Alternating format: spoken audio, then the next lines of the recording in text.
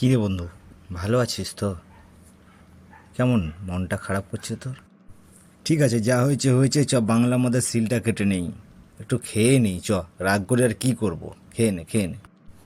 তুই না শালা শুধু বলিস মন খারাপ, কিসের হয়েছে বে?